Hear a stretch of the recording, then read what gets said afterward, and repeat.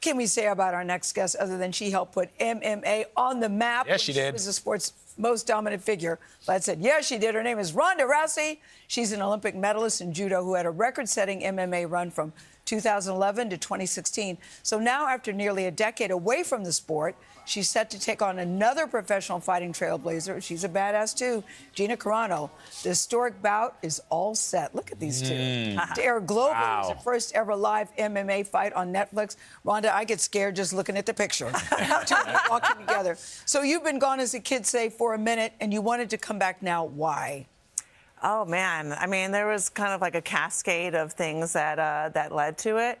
But I think largely I wanted to rewrite my own ending in MMA. What was your ending, in your opinion? What was it? It was just unfinished. I never formally retired. And, Why did we think you retired?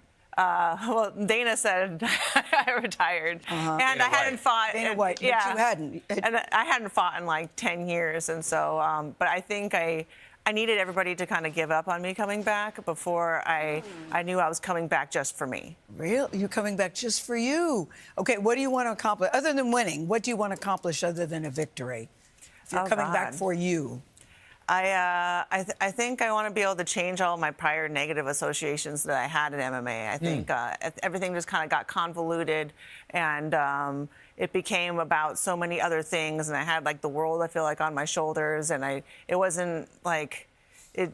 I'd lost sight of what I'd really loved about martial arts, and I think that getting back to it and making like joy in the process the priority has been the best decision I've ever made, besides marrying my husband. Yes, and your two children. Yeah, well, they came with that. Yeah. yes. So you and Gina ultimately worked together to make this a reality. And what's really interesting about all this is you are both fighting. You did both fight for fair contracts and compensation. Why was it important for you to send that message? Because I don't think a lot of people realize that that was an issue in MMA for the women's sport. Well, we were in a really unique position where we were both free agents, and we knew that we could self-promote and do this on our own. And I first reached out to UFC to get it done because I have so much, like, love for them and Dana for what he did for me.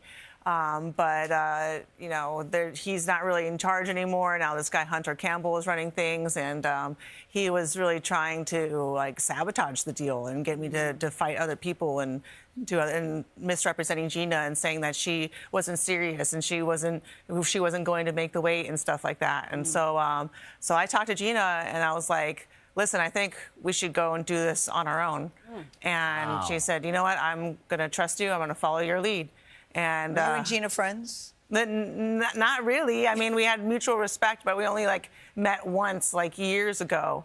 And it's because of this that we were able to connect. And I'm trying my best not to be friends because she is so charming. You gotta like try to kick her ass. Rhonda, you're charming too, but they're saying, Rhonda, you're 39. You think you're ready to get on the mat?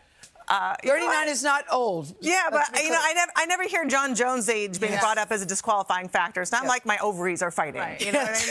Like, why are we even talking about this? That is so true. Rhonda, okay, so our kids are about the same age. You have a 4-year-old and a 1-year-old. Yeah. How do you approach training now that you have little kids and you're a mom? I mean, like, A, the time, but B, like, you teach your kids not to fight, and so you're also training to fight. How do you square that? Well, I got 4 kids. My 2 boys are in college, and they're both, in college football, so they understand being a professional athlete. The little guys, everything comes with it. But my little girls, my older daughter, Poe, she's 4, and she loves it. She loves watching every training session. I didn't think she'd be so into it. You put fights on, and she's, like, locked in like a border collie that saw sheep for the first time.